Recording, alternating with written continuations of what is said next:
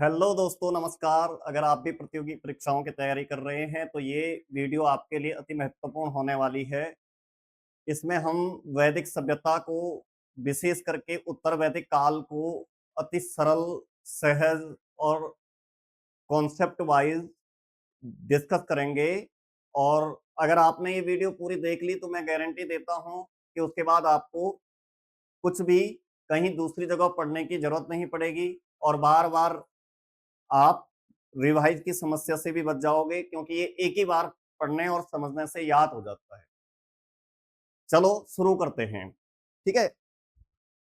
उत्तर वैदिक काल में हम पूरा का पूरा अध्ययन इन हेडिंग्स के अंतर्गत करेंगे। ये हेडिंग्स क्या क्या हैं? नंबर एक, राजनीतिक जीवन। सॉरी, पहले परिचय देखेंगे। उत्तर वैदिक काल का परिचय, राजनीतिक जीवन, आर्थिक जीवन, सामाजिक जीवन और धार्मिक जीवन, इन पे बातचीत करते हैं। ठीक है। सबसे पहले तो हम देखते हैं कि जो उत्तर वैदिक काल का जो टाइम पीरियड था, वो टाइम पीरियड कब से कब तक था? वो टाइम पीरियड माना जाता है 1000 बीसी से लेकर के 600 बीसी तक। ठीक है। इससे पहले पूर्व वैदिक काल आता है और पूर्व वैदिक काल 1500 बीसी से 1000 बीसी तक आता है। अगर आपने पूर्व वैदिक काल नहीं देखा तो आप सबसे पहले पूर्व वैदिक काल से रिलेटेड वीडियोस को इस प्लेलिस्ट में ढूंढेंगे और देखेंगे, और तब उत्तर वैदिक काल आपकी समझ में सहजता से आ जाएगा। परिचय में हम देखते हैं कि उत्तर वैदिक काल की जानकारी के लिए हमारे पास क्या क्या स्रोत हैं। आप ये समझ लीजिए बहुत सरल शब्दों में कि जिस काल की जानकारी हमें ऋग्वेद से मिलती है उस काल को हम ऋग्वैदिक काल कहते हैं, और जिस काल की जानकारी हमें उत्तर वैदिक ग्रंथों यानी अन्य तीन वेदों यजुर्वेद, सामवेद, अथर्ववेद, ब्राह्मण ग्रंथ, आरण्यक और उपनिषदों से मिलती है, उस काल को हम उत्तर वैदिक काल कहते हैं। उत्तर वैदिक काल का जो टाइम पीरियड रहा था वो हम पहले ही बता चुके हैं और आपको बोर्ड पे दिखाई भी दे रहा है। ठीक है। अब हम आगे बातचीत करते हैं कि उत्तर वैदिक काल की जानकारी के लिए हमारे पास क्या क्या स्रोत है। स्रोत का मतलब होता है इतिहास जानने के लिए हम किन साधनों का सहारा लेते हैं। तो उत्तर वैदिक कालीन इतिहास को जानने के लिए दोस्तों हमारे पास जो स्रोत हैं उसको हम दो भागों में बांटते हैं। और ये दो भाग कौन कौन से हैं? ये दो भाग हैं आपके साहित्यिक और पुरातात्विक स्रोत। क्या क्या हैं? साहित्यिक स्रोत, साहित्यिक और पुरातात्विक। पुरातात्विक, साहित्यिक और पुरातात्विक यानी लिटरेरी और आर्कियोलॉजिकल। लिटरेरी का मतलब ग्रंथ, किताबें, और पुरातात्विक का मतलब जो उस समय के अन्य सभी अवशेष हैं। किताबों को छोड़ करके जो भी अवशेष हमें उस समय के मनुष्य के मिलते हैं, जिस समय के हम इतिहास जान रहे हैं, उस सबको हम पुरातात्विक स्रोत में रखते हैं। चलो देखते हैं दोस्तों कि साहित्यिक स्रोत कौन कौन से थे। तो हमारे पास ऋग्वेद के बाद के जो तीन वेद हैं मुख्य रूप से ये इसमें आ जाते हैं। ये तीन वेद कौन कौन से हैं? सामवेद, ठीक है, सामवेद, यजुर्वेद, यजुर्वेद, अथर्ववेद, अथर्ववेद। ठीक है। इसके अतिरिक्त ब्राह्मण ग्रंथ,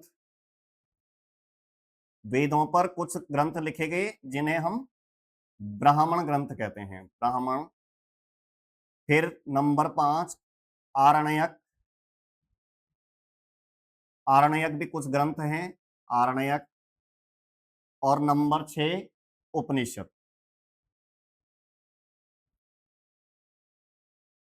ठीक है। ये सब ऋग्वैदिक कालीन ग्रंथ हैं, ठीक है, सब ऋग्वैदिक कालीन ग्रंथ हैं और इनसे हमें सॉरी माफ कीजिएगा, उत्तर वैदिक कालीन ग्रंथ हैं और इससे हमें, इन सारे ग्रंथों से हमें उत्तर वैदिक कालीन इतिहास की जानकारी प्राप्त होती है। पुरातात्विक साक्ष्य में हमारे पास क्या क्या है? पुरातात्विक साक्ष्य में हमारे पास एक तो चित्रित धूसर मृदभांड है, ठीक है, चित्रित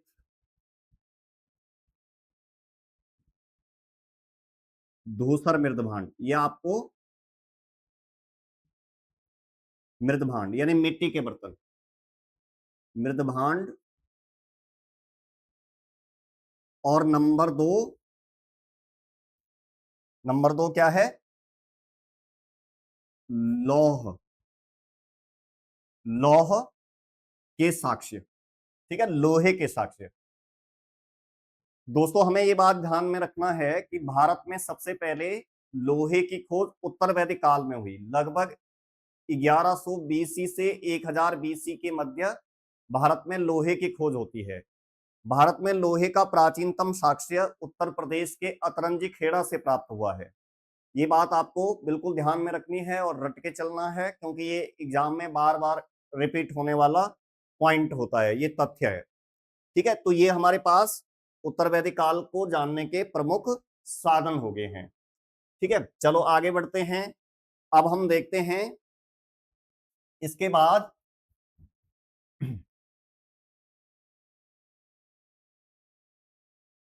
उत्तर वैदिक कालीन आर्यों का राजनीतिक जीवन क्या था।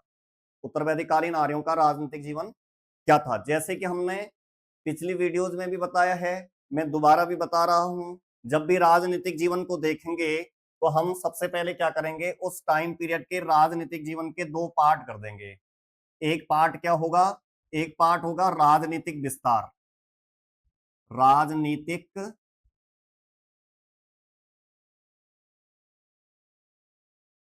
विस्तार, और एक पार्ट होगा साहब आपका प्रशासनिक संरचना, प्रशासनिक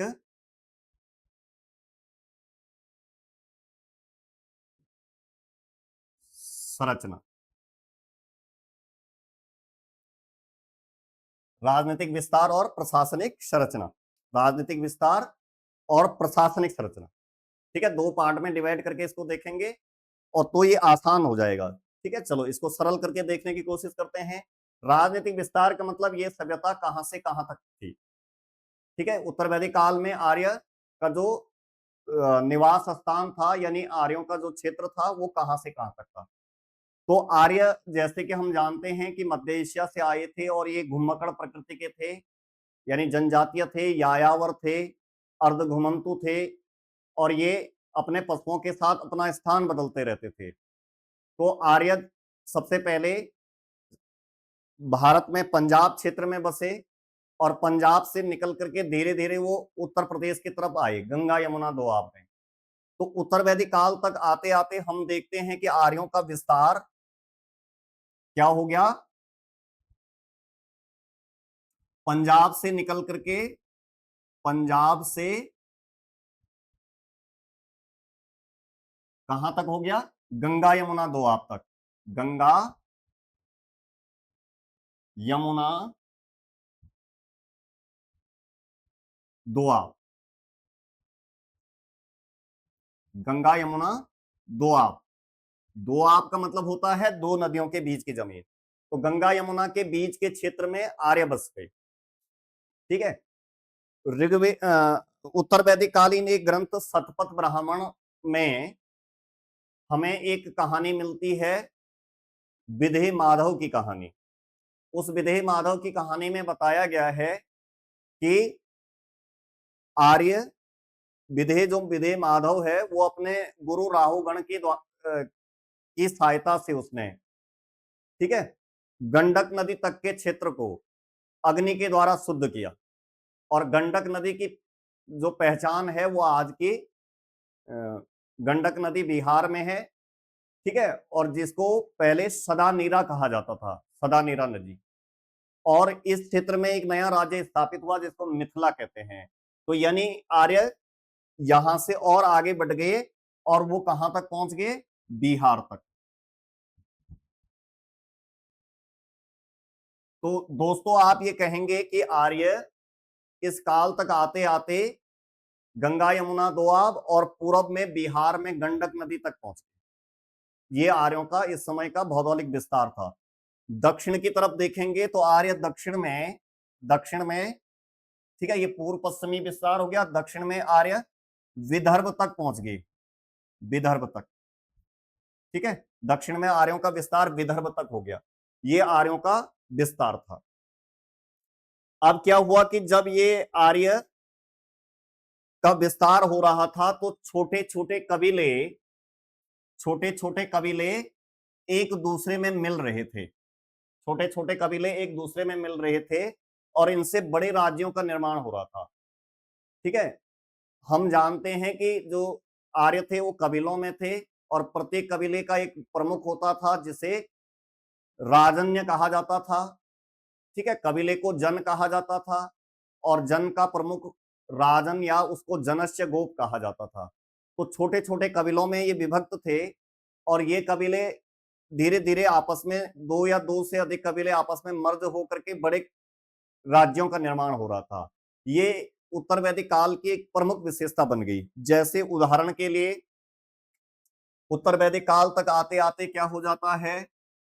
नंबर एक, भरत। ठीक है, भरत और प्लस पुरु, भरत और पुरु कबीला एक हो जाता है। और ये अब नया जो कबीला बनता है इसको कुरु कहते हैं, कहा गया कुरु।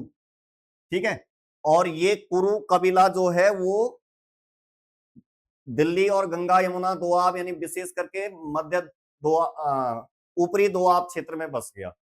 मेरठ, दिल्ली और हस्तिनापुर का क्षेत्र। ठीक है, और यही कुरुक्षेत्र है।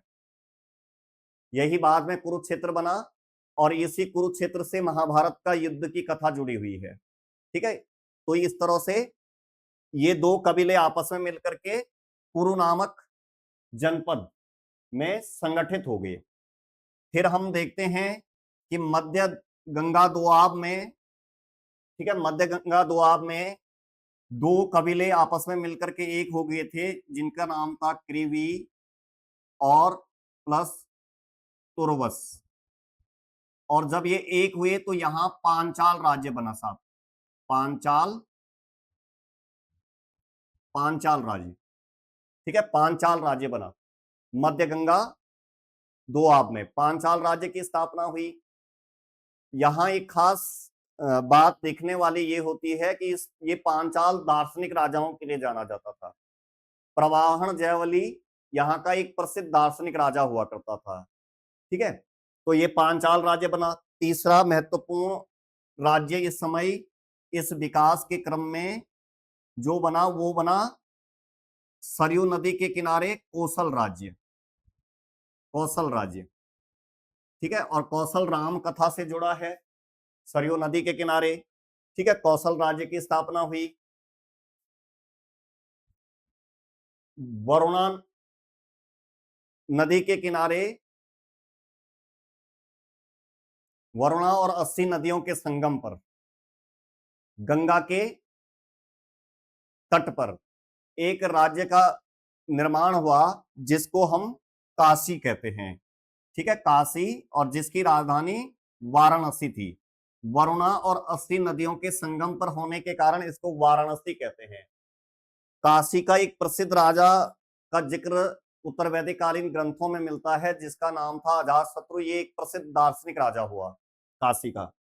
ठीक है, और फिर हमने अभी अभी देखा कि सतपथ ब्राह्मण में विदेह माधव की कहानी मिलती है जिससे पता चलता है कि विदेह माधव ने अपने गुरु राहुल गण के साथ जो है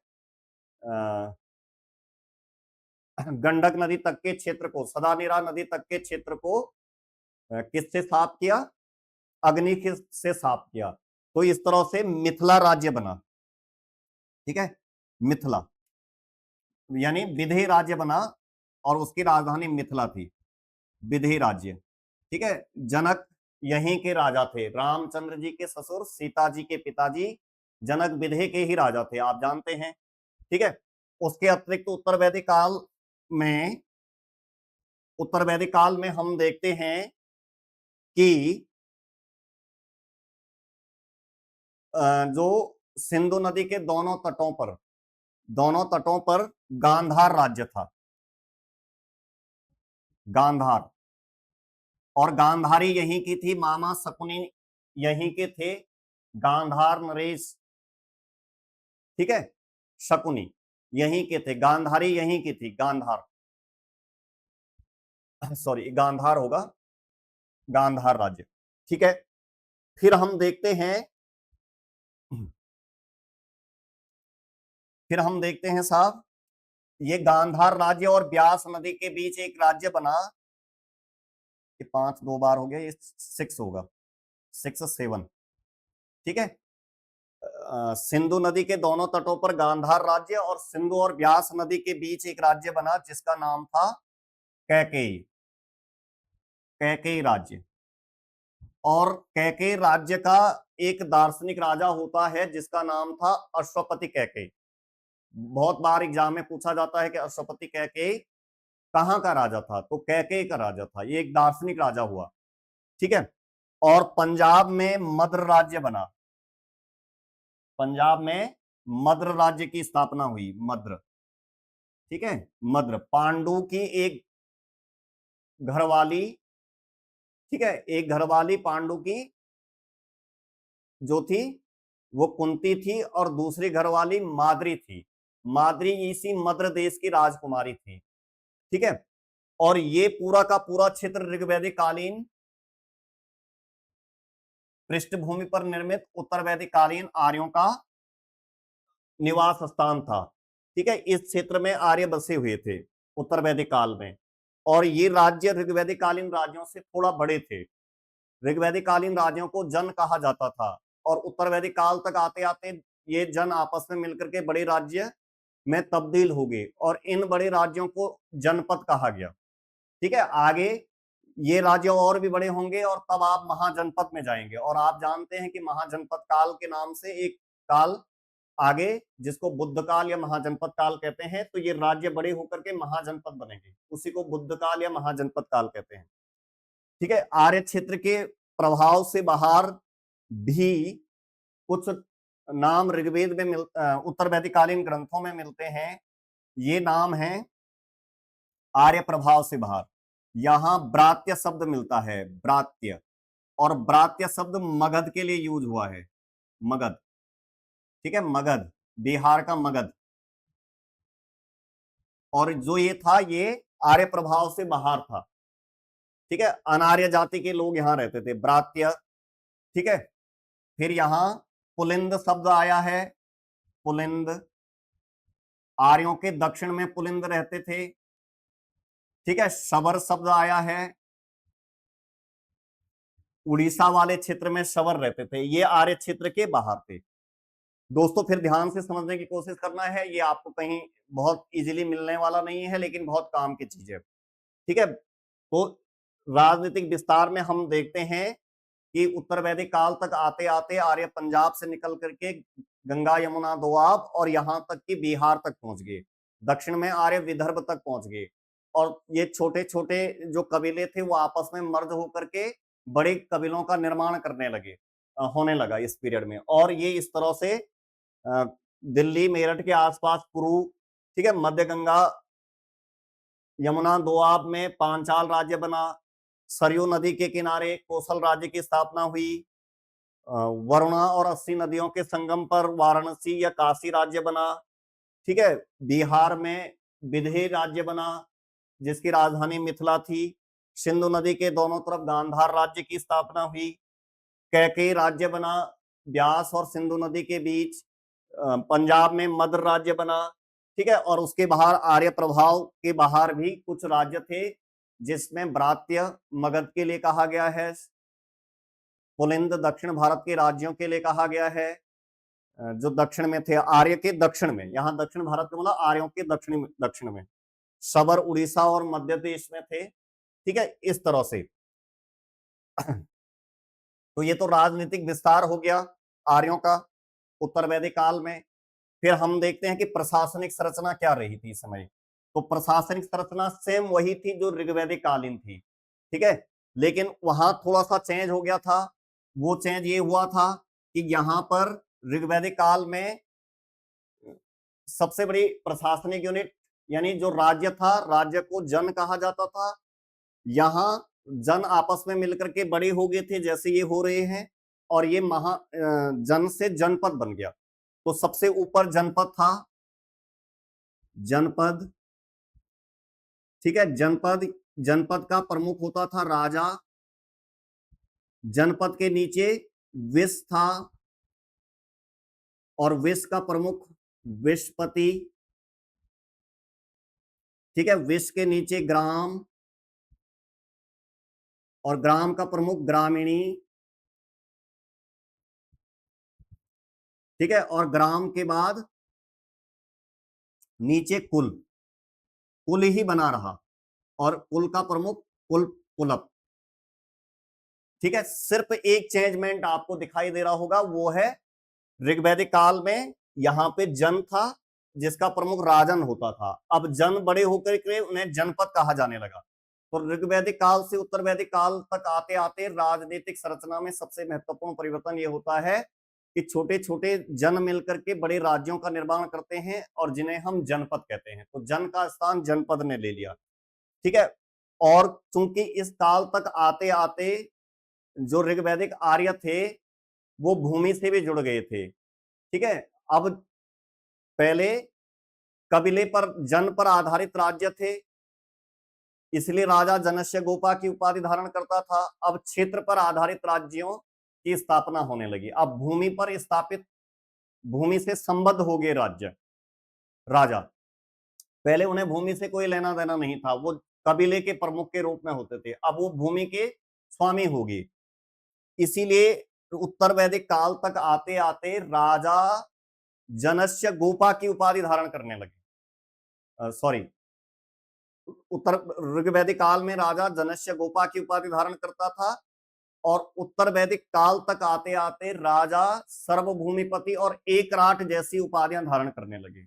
यानी अब वो भूमि का स्वामी बन गया। तो राजा की स्थिति उत्तर वैदिक काल तक आते आते मजबूत होगी।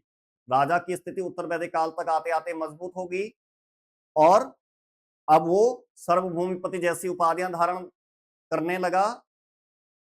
ऋग्वैदिक कालीन कुछ जनजातीय संस्थाएं थी जैसे सभा, समिति, विदत, गण। उत्तर वैदिक काल तक आते आते ये संस्थाओं में से इनकी स्थिति कमजोर होने लगी। इनमें से विदत और गण तो पूरी तरह से समाप्त हो गए, ठीक है। सभा और समिति का महत्व कम हो गया। सभाओं में ऋग्वैदिक काल में महिलाएं भी भाग लेती थी, उत्तर वैदिक काल तक आते आते महिलाओं को सभा से बाहर कर दिया गया। तो इस तरह से जो ऋग्वैदिक कालीन कबालई संस्थाएं थी जो राजा की निरंकुशता पर अंकुश लगाती थी, उनका महत्व कम हो गया और राजा की शक्ति बढ़ गई। एक महत्वपूर्ण परिवर्तन इस काल में ये देखने को मिलता है। चूंकि उत्तर वैदिक काल तक आते आते आर्य गंगा यमुना दोआब में बस गए थे, इस समय तक आर्यों का मुख्य पेशा पशुपालन की जगह पे कृषि हो गया था, ठीक है। ऋग्वैदिक काल में आर्यों का मुख्य पेशा पशुपालन था, उत्तर वैदिक काल में कृषि आर्यों का प्रमुख पेशा बन गई। आर्य स्थायी जीवन जीने लगे। गंगा यमुना दोआब आप जानते हैं कि उर्वर क्षेत्र है, और यहाँ काफी मात्रा में ये कृषि के लिए अनुकूल था, और यहाँ कई अनाज जो थे वो नए उगाए जाने लगे। इससे कृषि में अधिशेष की गुंजाइश बनी, और राजा ने कर लगाया। जहां ऋग्वैदिक काल में हम एक ही कर की चर्चा सुनते हैं, बलि, जो कि एक स्वैच्छिक कर था जो राजा को दिया जाता था। उत्तर वैदिक काल तक आते आते हम देखते हैं कि राजा को एक नहीं कई कर दिए जाने लगे, जिसमें बलि, भाग, शुल्क प्रमुख थे।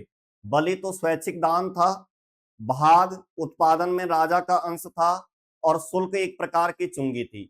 इसलिए राजा का जो कोष था वो बढ़ने लगा।